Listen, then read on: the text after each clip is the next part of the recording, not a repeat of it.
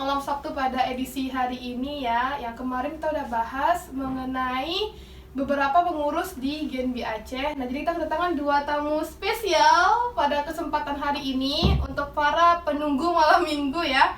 Mungkin boleh diperkenalkan singkat dulu. Ada Taudin. Taudin ini merupakan satu anggota Genbi juga yang memiliki usaha dan juga prestasi lainnya. Dan juga seperti kita ada kakak kita, Kak Izzatul Islami, merupakan salah satu founder ataupun owner darinya.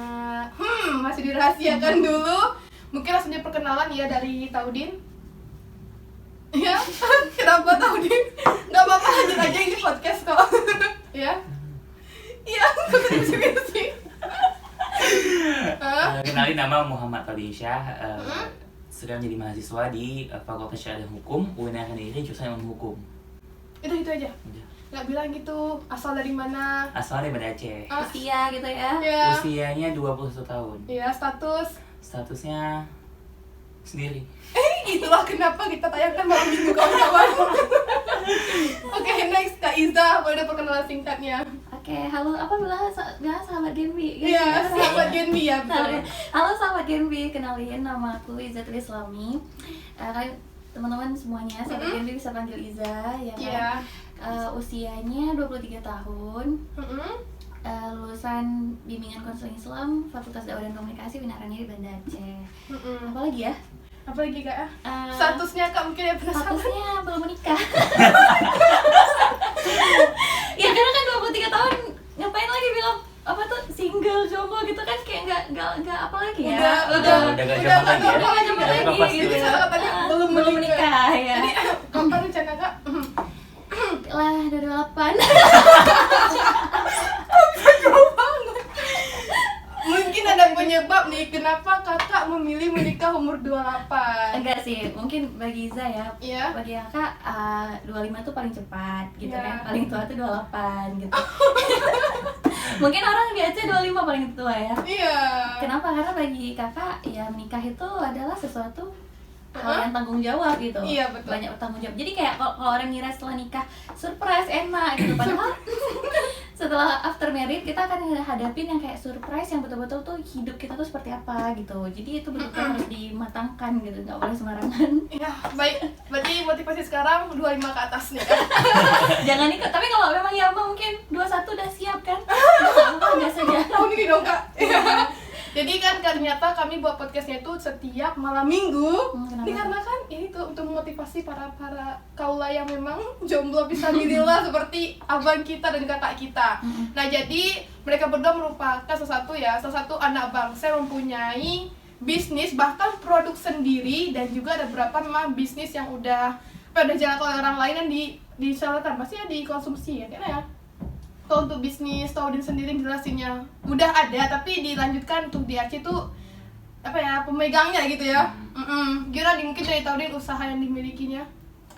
Untuk pribadi sekarang kan yang jalan usaha ada 2. Yang pertama itu ada yang hand buket sama yang handphone aksesoris gitu kan. Cuma 2 gitu. Untuk Yeah. yang lain sendiri yang buketnya tuh @rkbuket, dengan yang satu lagi yang aksesoris handphone tuh ya @posh.id, di follow jangan lupa. Ya nanti kami sertakan di Instagram ini. Ya jadi mungkin dua-duanya ini berarti memang punya Taudin ya. Pribadi, ya. Itu dari kapan jalan usahanya? Itu yang kok yang buket pertama kali usaha tuh yang di buket ini. Itu kelas 2 SMA. Wow. 2 SMA guys. Itu berawal dari dulu di SMA tuh ada mata pelajaran wirausaha. Jadi kayak disuruh tugas sama guru itu buat buket kertas gitu. Jadi kayak awalnya tuh diri sendiri. Terus ada kawan yang modalnya minta dibuatin. Iya. Terus dia minta mau ngebayar gitu kan, langsung ini manajemen ya. Iya. Marketing. Jadi kayak langsung ya udah dibuatin terus. Iya. Habis itu setelah dari itu beberapa yang lihat kayak bilang ini kayak bisa nih dijual gitu kan. Dari situ mulailah udah buat akun gitu dan jual juga kayak gitu. Oh berarti kalau yang apa tadi yang buket tadi itu emang homemade ya? Homemade buat sendiri. Wah luar biasa. Jadi kalau yang tadi yang case ini gimana? Kalau yang case ini rintis itu dari 2019 itu pas kuliah semester 4 gitu. Jadi kayak pengen aja buat all shop lain selain yang ini gitu. Jadi pas udah jalan all shop ini ya udah terlanjur banyak yang pesan, ya udah langsung aja kayak gitu, langsung aja jalan. Jadi begitu, ada 2 usaha. Ya Allah, saya insecure. Gemoy ya. Gemoy ya, 2 Kak, 2. Yang satu SMP, satu kuliah, luar biasa. Nanti apa setelah kuliah ada lahir lagi. Ada lagi nanti yang lain. Berarti yang homemade dan juga yang ini yang langsung diproduksi langsung ya dari sananya. Dan untuk Kak Iza nih, mungkin bocorannya ya. Mungkin nggak asing lagi ya nama kata Your Tasty ya. Artinya apa ya Kak? Gitu ya. Nah jadi untuk Kak Iza nih, dia punya usaha yang juga homemade ya, buatan sendiri, hasil sendiri, dan juga usaha sendiri yang mungkin sekarang udah menuju kesuksesan juga insya Allah Kak ya. Nah, mungkin Kak perkenalan usahanya Kak. Oke, kenalin usaha aku. Oke, maaf ya. Jadi kok bocor kali podcastnya. Gak apa-apa Kak. Oke, jadi gini. Jadi kalau mulai usaha tuh jatuh bangun dulu kan. Itu dari sekolah, dari SMA sama kayak beliau gitu kan, dari SMA. Cuman itu kan masih zaman dulu tuh kayak usaha tuh kayak yang penting gini aja gitu, tapi nggak ngerti gimana manajemennya gitu. Terus yang betul-betul bangun itu setelah jatuh bangun tuh di 2018 tuh bingung tuh, dari fashion udah coba entah apa udah coba gitu. Akhirnya ternyata di bisnis kuliner gitu. Akhirnya Iza kakak bikin bisnis rice box gitu, nasi uduk gitu kan. Gitu. Jadi akhirnya bangunlah di 2018 sampai sekarang gitu, sampai 2018, 2019, 2020, 2021. Berarti awal mulanya kan dari 2018 Kak ya? Akhir 2018. Akhir. Berarti tuh Kak masih kuliah lah ya? Masih kuliah, waktu masih kuliah.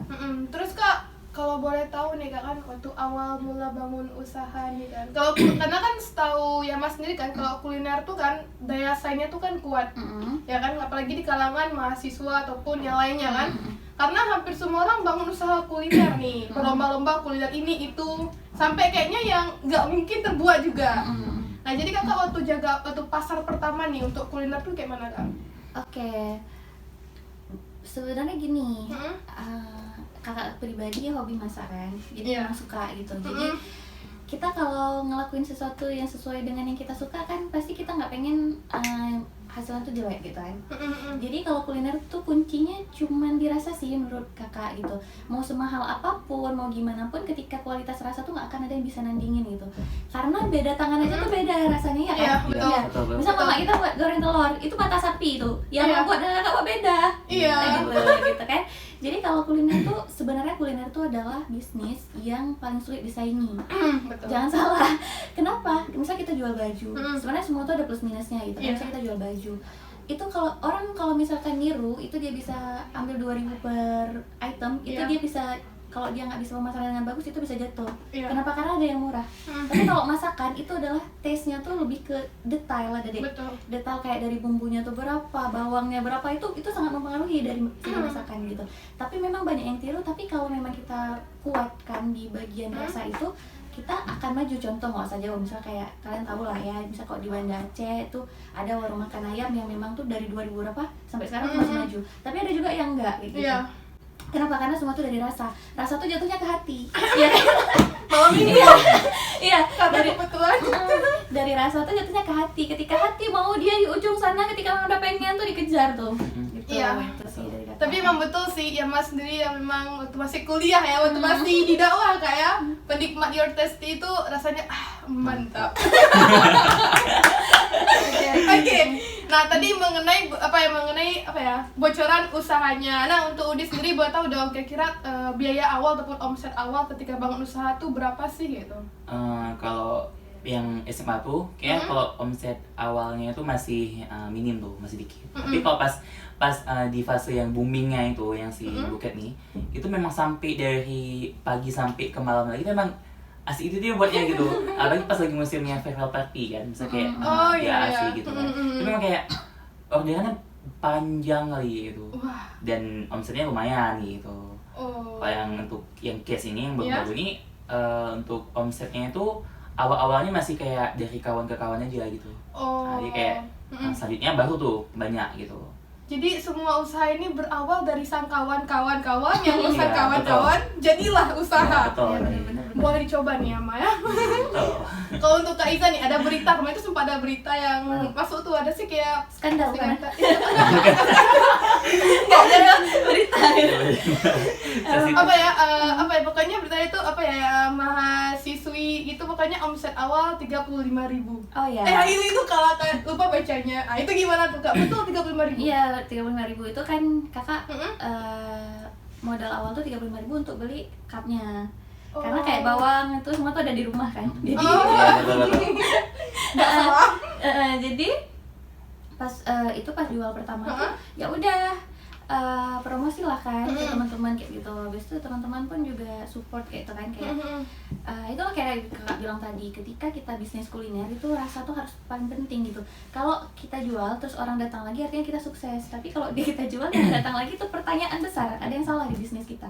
Jadi alhamdulillah ketika jual itu hari pertama kakak jual dipromosiin, besoknya tuh langsung tut masuk pesanan gitu kan. Masuk pesanan langsung modalnya tuh balik gitu, jadi kembang terus kayak gitu.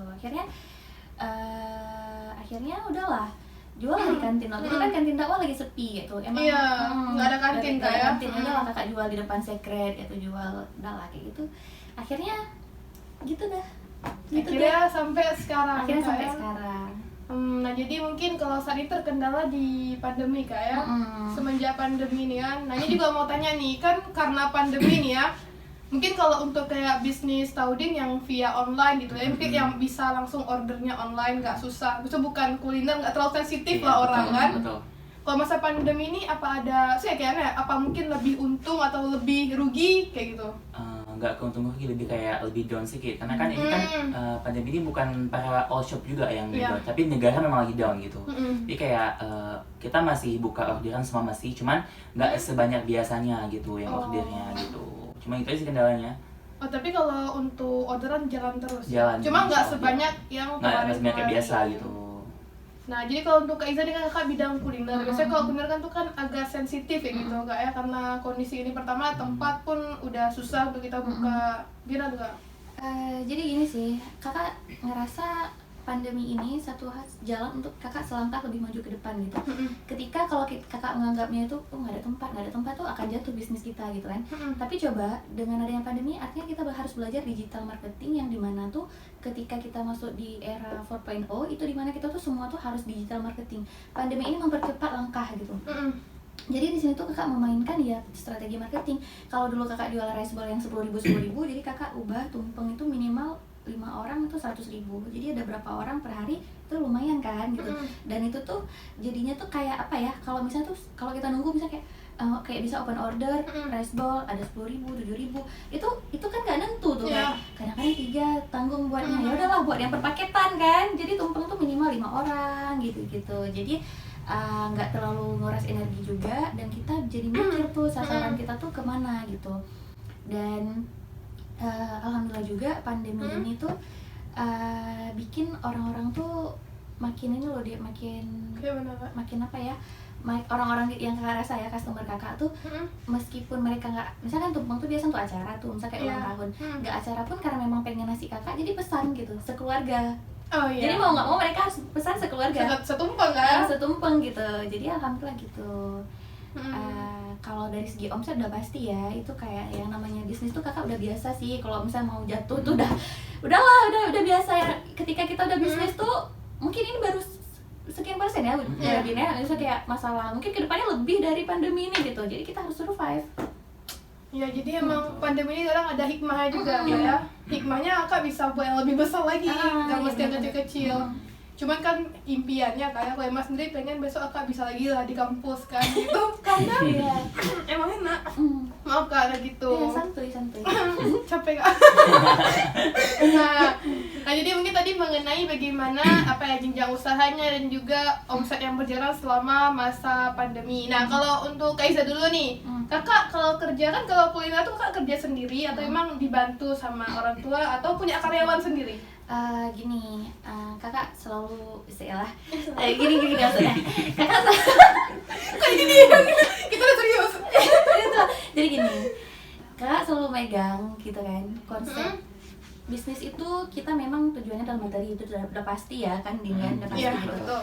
Apalagi kan ya gitulah. Jadi gini, kalau memang kita agama saya ya, agama kita enggak maksudnya di agama kita, agama kita sama-sama ya Din, ya. Itu tuh Allah tuh udah atur dalam Al-Qur'an konsep rezeki itu seperti apa gitu. Di situ dibilang ketika kita memberikan satu balasan kebaikan maka Allah akan balas 10 kali lipat. Iya. Jadi di situ tuh apa tadi pertanyaannya? Ini ada karyawan, Karyawan, atau kerja sendiri? kerja sendiri. Jadi alhamdulillah kakak kan di rumah tuh tinggalnya ada panti asuhan. Di situ ada anak yatim, ada yatim piatu, ada pokoknya adik-adik yang butuh kita santuni gitu. Awalnya sejujurnya kakak nggak ada sih niat bisnis tuh untuk beramal juga, untuk bermanfaat bagi orang lain. Tapi seiring berjalannya waktu ternyata kita nggak tahu loh Dik, ternyata di depan kita tuh ada Allah kasih jalan untuk kita tuh bisa jadi bermanfaat bagi orang lain gitu. Iya. Jadi kalau ditanya karyawannya siapa, ya adik-adik panti asuhan gitu. Untuk apa? Mereka kakak nggak suruh yang berat-berat kayak potong-potong aja gitu kan, yang bisa mereka lakukan karena mereka sekolah juga. Jadi membantu keuangan mereka karena mereka memang kayak butuh uang kan, untuk jajan aja gimana, bahkan dikirim orang tua enggak gitu. Jadi dengan adanya itu alhamdulillah ketika kakak mencari karyawan yang memang membutuhkan gitu, Allah bukakan rezeki lain gitu. Jadi kayak kadang-kadang kayak ini kayak mana ya, ada yang pesan, ternyata ada aja bantuan-bantuan yang Allah kasih gitu. Gitu sih. Jadi jadi mau kita bisnis apapun ya sedekahkan mungkin kita omsetnya mungkin cuma seberapa, tapi ingatlah di situ tuh ada apa ya, pesan Allah bahwasannya ketika kita memberikan kebaikan Allah akan balas. Itu yakin aja tuh. Bisnis kita mau promosi kita mungkin nggak terlalu gencar, karena nggak terlalu gencar ya sebenarnya gitu promosinya, ada aja gitu Allah bantu gitu, karena Allah nggak akan lupa hal itu. Udah kayak Tosi ya. Besok kita undang Kak Iza, kasih Tosi ya.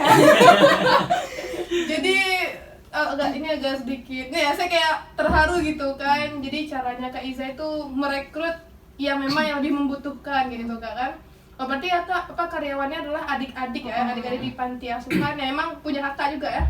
Panti asuhan ya? Enggak, itu punya yayasan yang dikelola tuh orang tua kakak. Oh, berarti kakak emang tinggal di situ juga? Iya, kakak tinggal di situ juga. Oh, nanti kalau tahu di sendiri, apa udah punya reseller lain nih, atau masih sendiri kayak hubungan? Maaf. Untuk bisnis sendiri kan yang kecil ini kayak untuk karyawan sendiri belum ada nih. Paling kayak yang bantu tuh kayak keluarga kayak gitu, misalnya kayak kakak, adik gitu kan. Tapi kalau yang bisnisnya Buket nih, nanti yang potong tuh kakak, yang potong, yang ngelim tuh adik gitu kan. Jadi kayak lebih ke keluarga aja gitu. Tapi kalau yang kayak sini, mungkin yang resellernya kayak dia bilang gini, Bang mau jual lagi boleh nggak gitu. Boleh gitu. Cuma resellernya nggak yang kayak reseller resmi kali gitu. Karena kan mungkin dia juga mahasiswa gitu, kayak mau jual juga gitu. Cuma segitu aja sih. Oh, berarti bisa kalau yang mau bilang itu bisa nggak Din ya? Bisa. Bisa. Tapi jangan terlalu ya. Apanya? Nah, jadi mengenai bagaimana kalau ada karyawan ataupun enggaknya. Mungkin kalau untuk metode promosi dari awal bangun bisnisnya gitu ya. Dan juga cara pembeliannya nih di masa pandemi itu gimana? Dari kakak dulu gimana? Pertanyaan pertama, cara promosi awal. Iya, dari awalnya sampai sekarang nih Kak. Promosi awal kakak memang Instagram itu kan, itu memang itu yang kakak main.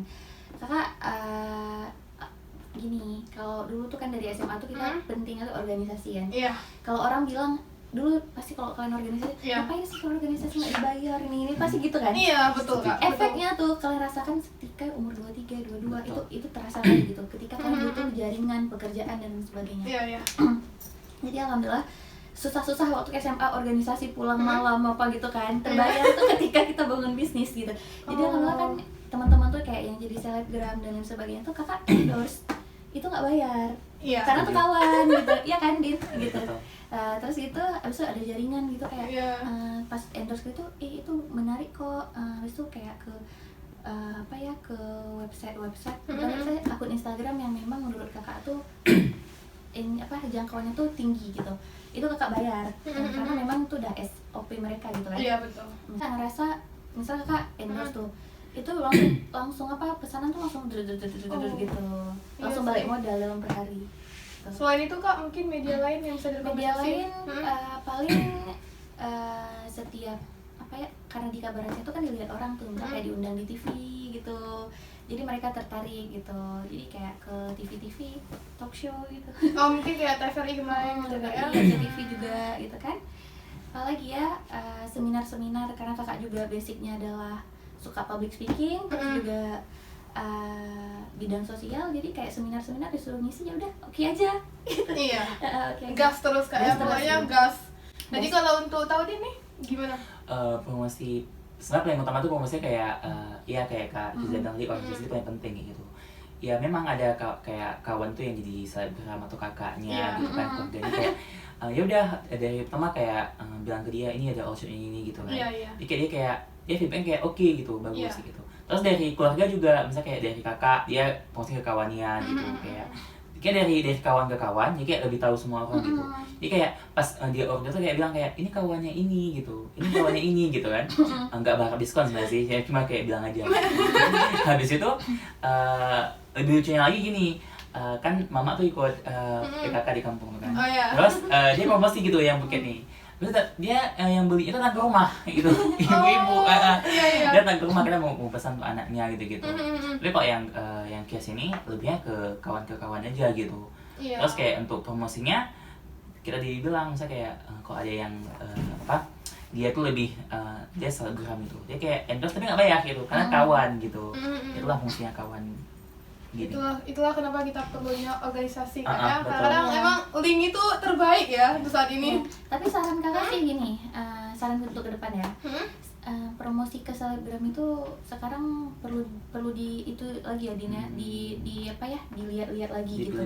Kenapa Kak? Karena sekarang Instagram udah kasih ini loh, marketplace sendiri gitu. Jadi mereka tuh bisa ngatur set kita mau sasarannya ke mahasiswa atau kemana tuh mereka bisa set sama minat-minat kita. Bagi kita itu lebih ini lebih efektif, lebih afdal gitu. Itu sih sekarang. Oh iya, udah ada khusus emang untuk bisnis kayak gitu ya. Coba ya, jadi untuk teman-teman juga nih, untuk para sahabat Genbiers ataupun siapapun ya yang lagi nonton ini, boleh cara promosinya sesuai yang tadi diajarkan oleh kakak kita dan juga abang kita ya, Bang Taudin. Ya mungkin Kak untuk yang terakhir nih ya, sebagai penutup, boleh dong motivasi dari kakak dan Taudin juga supaya teman-teman tuh mau buka usaha, karena emang sekarang ini kalau menurut Yama ya, yang terbaik itu ketika kita jadi bos sendiri. Betul. Tapi bukan diboskan gitu, kayak lebih enak. Nah jadi motivasi dari Taudin dulu. Kalau motivasi pribadi ya, you get it, you want it, you work it, and jangan takut untuk mencoba gitu. Kayak kalau kamu mau sesuatu, kamu itu harus mau berusaha, kamu harus kayak kerja pribadi gitu, kerja mandiri. Terus dengan hasil kerja itu kita pasti dapat apa yang kita mau. Tapi jangan takut untuk mencoba kayak gitu. Karena kalau kita tahu potensi kita tuh misalnya kayak di sini nih, kayak takut gitu mencoba gitu. Tapi nggak salah untuk mencoba gitu, karena kita tahu potensi kita tuh di mana gitu. Gitu sih. Jadi jangan takut untuk jatuh, bangun, jatuh lagi. Itu udah biasa. Ya. Kalau dari Kak Iza? Oke, kakak kayaknya melanjutkan apa yang Udin bilang ya. Iya, boleh. Harus jangan mencoba. Udin. Panggilan gemoy itu. Gemoy. Udin. Iya Kak. Maaf ya. Gak apa-apa, karena itu panggilannya. Oh gitu. Apa tadi ya? Oke. Kalau Kak melanjutkan, kalau kata Udin jangan takut mencoba. Setelah kalian coba, itu jatuh-jatuh, kakak mau bilang gini, semua profesi apapun yang kalian lakukan itu adalah terbaik. Mau kalian jadi dokter, guru, dan lain sebagainya, berwirausaha itu baik gitu. Yang penting apa? Totalitas dalam mengerjakan sesuatu gitu. Kalau seandainya semuanya menjadi entrepreneur, siapa yang beli? Kalau seandainya semuanya pengen jadi berwirausaha, yang jadi dokter siapa gitu. Jadi ketika kamu memilih suatu jalan, itu harus totalitas melakukan segala sesuatu gitu. Jangan memaksakan diri gitu. Udah coba, kadang kita nggak ada basic, terus kita nggak sebenarnya kita bisa gali itu. Karena nekat 99% akan mengalahkan bakat gitu. Ketika memang kita coba terus kita kayak memang nggak ada jiwa di situ, ya jangan dipaksakan. Mungkin jiwa kamu di lain gitu. Gitu. Misalnya ketika Yama cita-citanya pengen jadi manusia berguna sih Kak. Itu umum kali. Misalnya pengen jadi presenter. Jadi presenter yang totalitas yang baik gitu. Kamu akan sukses di jalan kamu sendiri gitu. Standar bahagianya tuh juga beda-beda. Jangan ikutin orang. Jadi kita kayak jadi nggak ngehargain kita diri sendiri gitu. Betul. Jangan nanti orang jadi kita juga, misalnya jadi ini kita ini juga gitu. Semua pengen kan? Semua pengen. Santi apa pengen jadi kayak Iza, pengen punya produk sendiri, itu bukan your tasty namanya. Udah serakah ini ada. Iya, jadi serakah itulah. Berarti semua orang punya potensinya Potensi masing-masing. Kenali diri sendiri lah dulu gitu. Sekarang kan udah banyak tuh media-media kayak tes psikologi, kita tuh sebenarnya basicnya di mana sih Iya, gitu, passion skillnya kita di tuh mana. gimana gitu. Itu sih yang harus kita pelajarin. Karena have fun juga kita ketika kita jalaninnya. Iya, salah satu yang dikerjakan tuh enaknya kayak jadi hobi sendiri kan. Kayak Kaiza hobinya masak. Dia dia tuangkan lah ke bisnisnya. Mood Untuk lagi si kan, Udin sesuai mood. nggak tahu bilang hobinya apa. Hobinya Udah ke kreatif sih dia kan. kreatif Iya, ya. cuman Kreatif. banyak enak gitu kan. Kreatif gitu. Harusnya lihat aja ada aja ide gitu. Kak di bawah Mungkin kan jauh dia lihat meja, ini apa aku buat ya? Gitu. ada juga pintar lagi di buat buket ya sini ya, jangan lupa. Ini Iya. Kaiza kalau perlu buket mungkin bisa calling iya, Udin. iya, Udin iya. kalau ada acara di rumah jangan lupa calling Kaiza nasi tumpengnya ya. Dan kan ini kan dari buket bunga atau kue? Semua ada. Semua ada. Mau bunga, kue, uang, rokok juga bisa kayak gitu. Oke, jadi enggak, mungkin nanti kan dari buket bunga jadi party planner ya nanti Is. wedding ya. Sempat kalau itu Mantap. jadi. Jadi kreatif. Ah. Karena sekarang Din kayak dekor-dekorasi yang hits di Banda Aceh kemarin kami ada bikin CO Talk Week kan. Wah, Iya, jadi hostnya Kaiza. Nanti jadi kan enggak hostnya tuh. Jadi apa ya dekorasi yang ada satu dekorasi di Aceh tuh yang hits sekali dan itu cowok Iya. gitu. Dan itu motivasi bikin mereka motivasi dan omsetnya mantap gitu. Tapi emang betul Kak, sekarang lagi famousnya orang bangun usaha kayak Iya, gitu kan. karena udah nih kreatif orangnya gitu. Maksudnya dia punya Bang tes. nih. Kayak selalu ikut ini yang ada perbincangan Nah, lain. dia punya tes sendiri gitu. Iya. Dan semua orang tuh nggak semua orang tuh bisa punya. Iya betul Kak, setuju. Setuju. Ya Mas Dede dia nggak kreatif, Udin yang kreatif. Mungkin siap ini bisa lanjut perbincangan antara Kak Iza dengan Udin. Nah jadi mungkin karena terbatasnya waktu Kak ya. Karena Seru kalau kali ya. benar karena kalau lama dia selalu dengar Kak. Iya. Takutnya kayak gitu udah. Tapi nanti mungkin di lain kesempatan ya Kak Iza bisa datang lagi. Atau Oke. untuk teman-teman yang minat undang Kak Iza jadi pemateri seminar ataupun jadi pembicara lainnya boleh ya. Nanti untuk Instagram Kak Iza sama Instagram bisnisnya juga bakal kami cantumin yang pastinya. Yang pastinya rasanya itu emang betul-betul enak, emang nggak bohong. Karena kalau nggak mungkin emang sering beli dulu. Waktu yang apa? Kak ada nasi nggak ada lagi? Ya. Itu ekspresinya Mas Ari Kak. Kak ini ada nggak ada lagi? Itulah saking enaknya. Mungkin yang belum rasa udah boleh rasa dulu. Karena daripada merasakan perasaan cinta yang tidak jelas dengan rasain produk Kak Iza yang kamu apa malam minggu. Ya mungkin sekian dulu untuk podcast kita pada Sabtu malam ini karena malam kebetulan. Dan juga jangan lupa untuk minggu depan akan ada pembahasan yang lebih menarik lagi dan juga lebih unik pastinya dengan bintang tamu yang luar biasa. Yaudah kita tuh pakai salam. Oke. 1, 2, 3. Assalamualaikum warahmatullahi wabarakatuh. Dadah.